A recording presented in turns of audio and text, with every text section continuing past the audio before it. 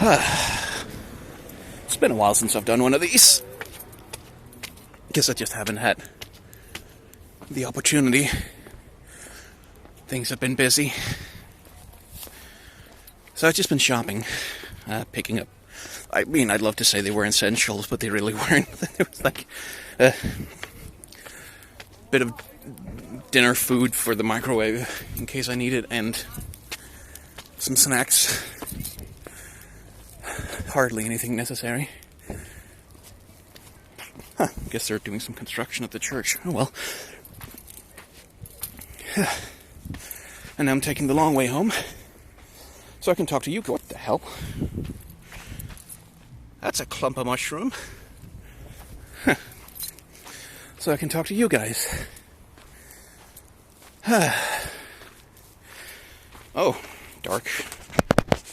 There we go. You can see the dirt ground I'm walking on now. Has anything been happening? Yeah. It was the whole tooth thing. Oh, they're laying pipe. I see. There was the whole tooth thing. Had a wisdom tooth that needed to come out. Like all my wisdom teeth need to come out. Not because they're hurting me, but because they're so deep in my gums that they're practically impossible to keep clean. So they are developing cavities rather quickly. So they have to come out at some point. And I was at the dentist anyway, with a complaint on a different tooth. I thought I had a cavity, but I didn't, which was good news. But then, as they were like, well, you don't have a cavity, so do you want to, like, you have this time, you've got booked, want to do something else? And I was like, oh yeah, let's just get a wisdom tooth out. And they took one out of my upper mouth, and it turns out, sometimes, just sometimes, if a wisdom tooth is really deep in there, like mine are, there can be a hole all the way from the roof of your mouth through the hole of the wisdom tooth into your sinuses, which is where your fucking nose is, where you breathe from. And that is bad, because that's a hole in the inside of your mouth and the inside of your nose, which is two places that are full of bacteria. If they get into that hole, that cavity between the two sections, they can attach on the walls there, and then you get infections, really bad infections, in your skull, pretty much for the rest of your life. So, the optimal thing to do is to close the hole immediately. And so the way that they do that is that they take, there's little pockets of fat inside of your cheeks, on the inside of your mouth, and one of those has no other use, like it's a vestigial thing from something. You don't need it for anything. So they take that, and they shove that fat from the inside of your cheek, and put it into the hole, and seal it up. And over time, your body will, I'm not 100% sure, it sounded like the body will eventually just convert the fat tissue into gum tissue, and then eventually just plug up the hole with flesh, the way it's supposed to be. So they did that, and that took 45 minutes of being operated on, which sucked. And a lot of pain afterwards, and a lot of swelling, and I couldn't talk, and I was not allowed to, like, eat anything of any hardness. It was just yogurt, pretty much. Yogurt and soup was all I could consume. So that sucked balls. Let's sit down for a second. Just yogurt and soup, and not too much talking, because I was supposed to keep my mouth still, because if I move my mouth around too much, the stitches might come out. So I couldn't record anything. That was the whole thing. So that sucked ass. And the worst thing is, I have to do it again. Not yet, not right this second, but like I said, eventually there's going to be cavities in my wisdom teeth, and they're going to hurt like a bastard, and they can get infected, and that can be really bad, and it can kill you if you don't treat a tooth infection, especially one that's really deep, which mine will be once it gets there. So eventually I have to have the other one out. And the thing is, there's usually symmetry in your head, so if there's a hole on one side, then it stands to reason that there's almost certainly also going to be a hole on the other side, and that's bad. So I'm going to have to go through this whole goddamn thing all over again. Plus, I have to get the wisdom teeth in the bottom of my mouth out as well. Now, that's not going to have a hole in the surgery and all. It's just going to be, I hope to God, they're just going to be normal extractions, but that's still, like, And the difficulty is, I talk for a living. Like, this is my fucking job, is to talk. So I can't have, like, 8 periods. I can't have 3 more periods in my life if I get each wisdom tooth removed one by one, where I can't talk for a week, because I've got pain and it hurts and swelling and all that shit. So, ideally, I would get probably both of the bottom ones out at the same time, and then the top one out. Which is still, like, that's still gonna suck. That's still gonna be, like, weeks of not being able to make content, except with the robot voice thing, which I hope my audience will understand and accept. So yeah, no fun at all. Sucks. But that's what's been happening with my mouth, in case you were curious. Outside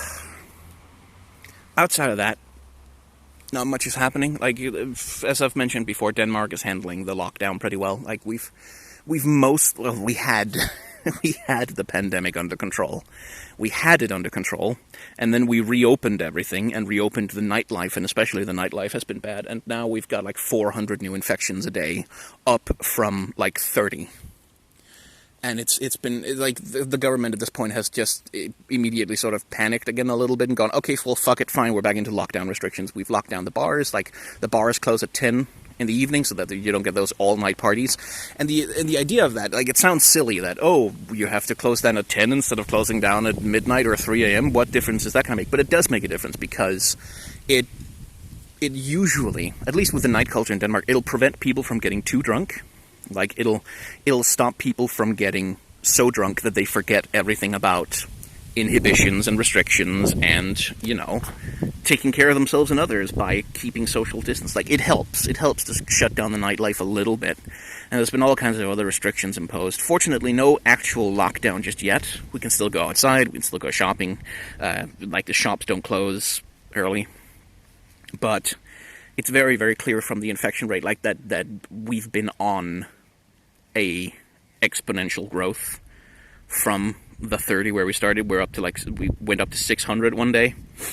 And if that trend continues, then we are going to get thousands of infections per day if we don't do something. So that's stressing me the fuck out. I mean, I'm a hermit. I live alone. Well, no, I don't live alone. I have a roommate, but I live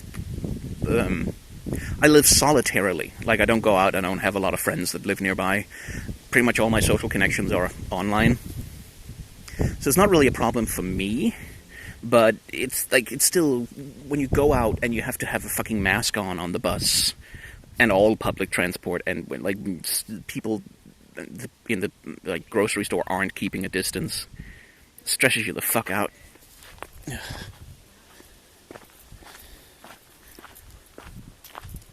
Someone's out walking their dog.